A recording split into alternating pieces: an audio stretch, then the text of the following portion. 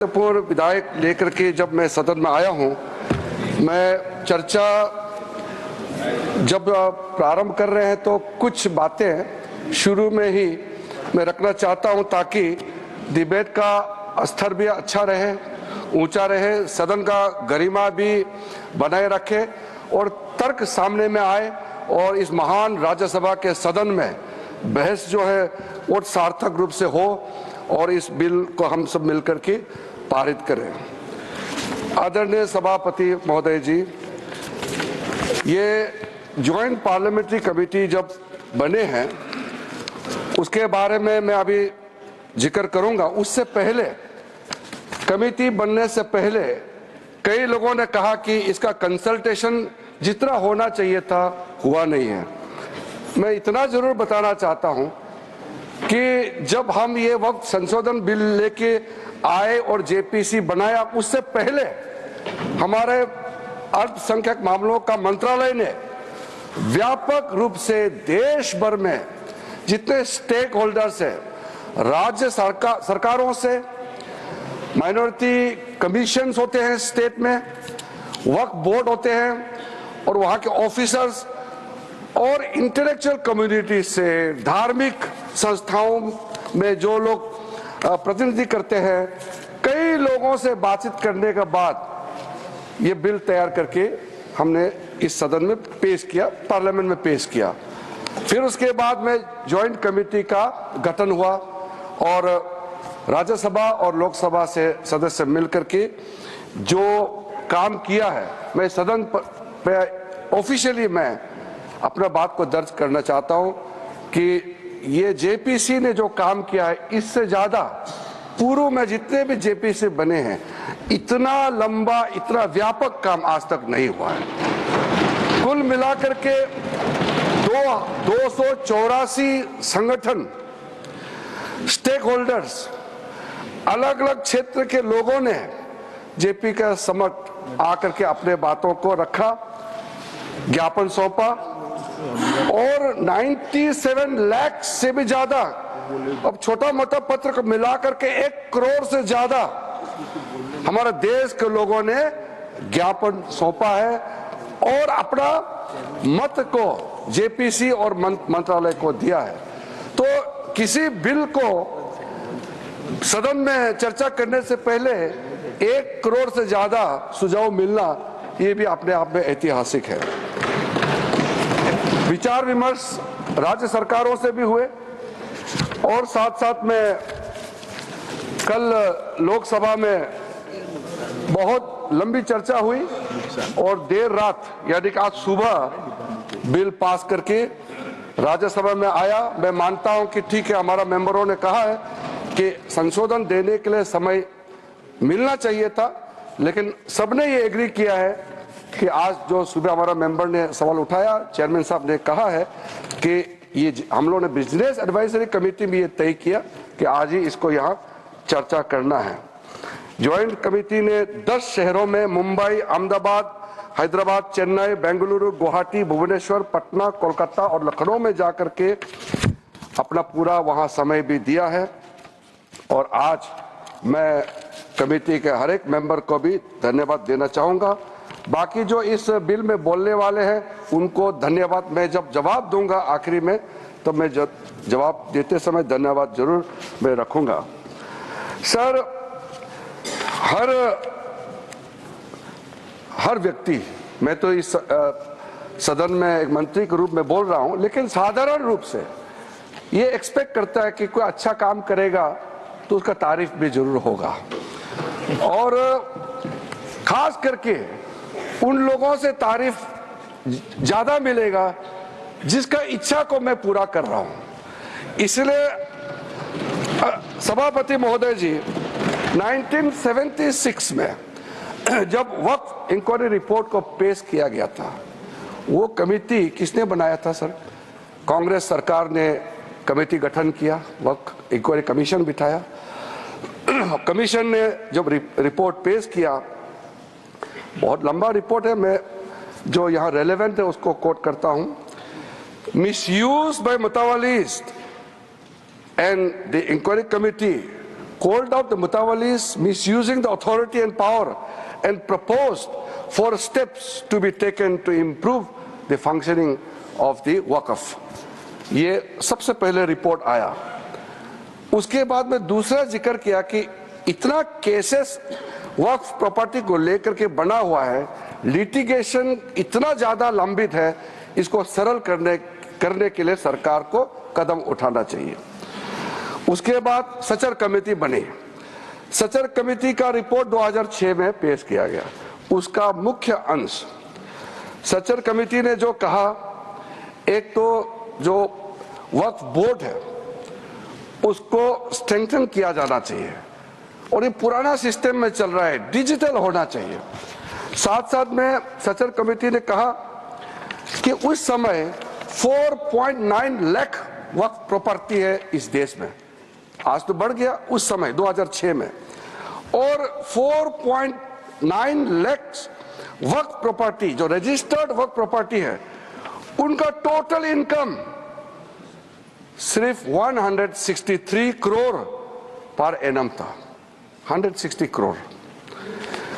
और उसी समय सचर कमेटी में यह भी कहा, टिप्पणी भी किया और सुझाव भी दिया, अगर वो 4.9 लाख प्रॉपर्टी को अगर एफिशिएंटली मैनेज करते उस समय का मार्केट रेट से, तो भी 12,000 करोड़ हर साल इनकम जनरेशन होता। तो 12,000 करोड़ होना चाहिए था, लेकिन 163 करोड़ जनरेशन हुआ है। फिर उसके बाद में हम लोगों ने आकलन किया, आज का दिन में 8.72 लाख जो प्रॉपर्टी है इतना बढ़ गया, उसका तो हम हिसाब भी नहीं लगा सकता है, और मुझे हिसाब भी लगा के आंकड़े पेश नहीं करना चाहिए क्योंकि मार्केट का अपना अपना एक फॉर्मूला होता है। लेकिन एक कॉमन सेंस है कि अगर सचर कमेटी 4.9 लाख प्रॉपर्टी को अनुमान लगाया 12,000 करोड़ इनकम होना चाहिए, तो आज उसको आप आज के समय मार्केट रेट में हिसाब लगा करके आप अनुमान लगा सकते हैं। सचर कमेटी ने यह भी कहा, सेंट्रल वक्फ काउंसिल में और स्टेट वक्फ बोर्ड में और ब्रॉड बेस करके इंक्लूसिव होना चाहिए। ये बंद कमरे में कुछ लोग बैठा है ऐसा लग रहा है, इसको खोलना चाहिए, ब्रॉड बेस करना चाहिए। साथ साथ में सेक्रेटरी जो सेंट्रल वक्फ काउंसिल और स्टेट बोर्ड है उसका स्तर सीनियर लेवल होना चाहिए। उस समय under secretary, deputy secretary rank का था, उसको कहा कि ज्वाइंट सेक्रेटरी, एडिशनल सेक्रेटरी का रैंक ऑफिसर को नियुक्त करना चाहिए। और साथ में सर,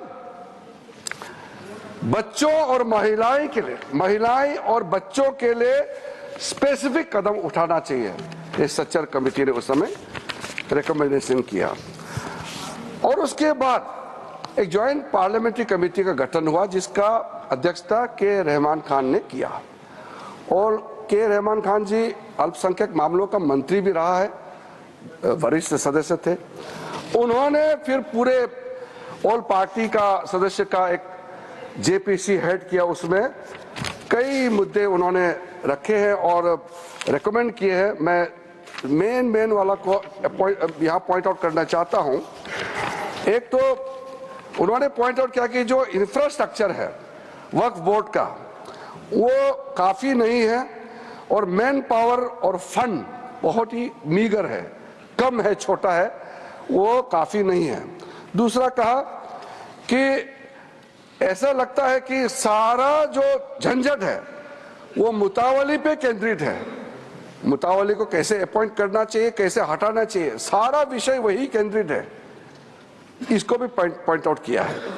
फिर डॉक्यूमेंटेशन के बारे में और सर्वे के बारे में वक्फ प्रॉपर्टी और लीगल जो सेटअप होना चाहिए वक्फ को लेकर के, इसके बारे में भी, कंप्यूटराइजेशन ऑफ वक्फ बोर्ड, सेंट्रल डेटा बैंक होना चाहिए, इसका भी उस समय का जेपीसी ने कहा, म्यूटेशंस, रेवेन्यू रिकॉर्ड, और to adopt sound and acceptable financial and budgetary practices, इसका भी सुझाव दिया। और फिर लीज करने का जो वक्फ प्रॉपर्टी को किस तरीके से लीज होना चाहिए, इसका भी सुझाव दिया है। जितना ये 3 कमेटी रिपोर्ट्स सचर कमेटी को मिलाते हुए जो मुख्य रिपोर्ट रिकमेंडेशन किया है, सर मैं आपके माध्यम से सदन को बताना चाहता हूं, वो सारा रिकमेंडेशन रिपोर्ट्स को हम लेकर के आज ये बिल लेकर के, अमेंडमेंट बिल लेकर के इस सदन में आया है। इसलिए ये तीनों कमेटी, ये कांग्रेस सरकार में जो दूसरे और तीसरे कमेटी तो यूपीए सरकार थे, लेकिन शुरू वाला तो प्योर कांग्रेस गवर्नमेंट था।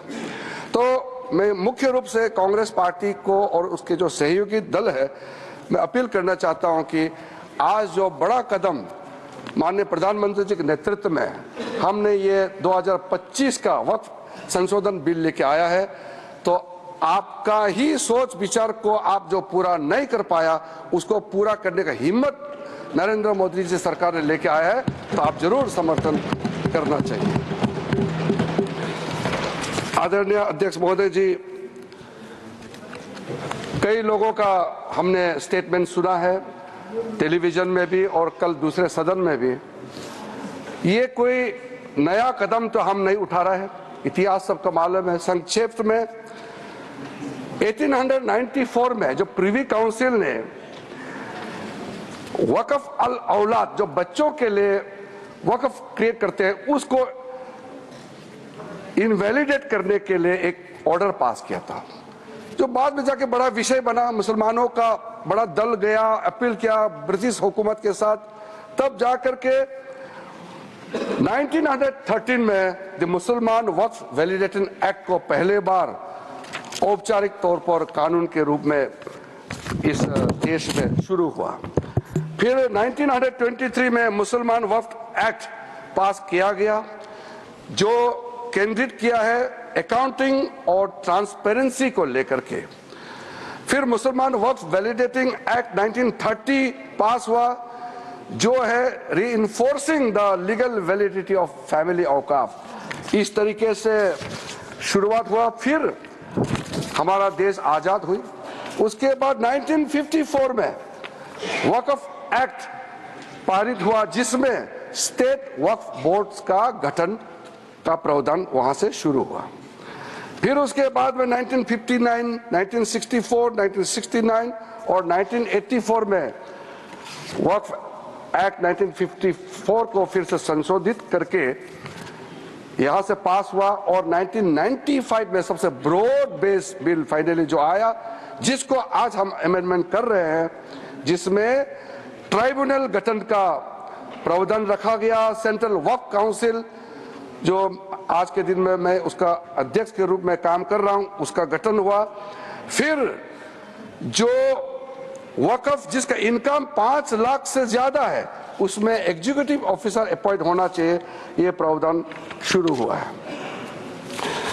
अध्यक्ष महोदय जी, ये जब चल रहा था, समस्या तो है, सबको मालूम है, और कमेटी का रिपोर्ट का भी मैंने जिक्र किया, लेकिन ऐसा क्या हुआ जो हमको ये एक मेजर अमेंडमेंट आज लेके आना पड़ा।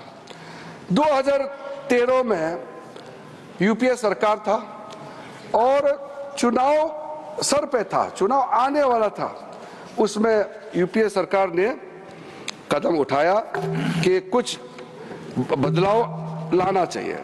उस समय सर यूपीए सरकार ने जो चेंजेस लाया है, उसको मैं थोड़ा सा कंपेयर करके बताना चाहता हूं। उस समय भी जेपीसी गठन हुआ, आज भी जेपीसी बनी है। फर्क क्या है सर? उस समय का सेलेक्ट कमेटी में 13 मेंबर थे और इस बार के जेपीसी में 31 मेंबर्स। उस समय का सेलेक्ट कमेटी का टोटल सीटिंग हुआ 22 बार, इस बार का जेपीसी का टोटल सीटिंग हुआ है 36। उस समय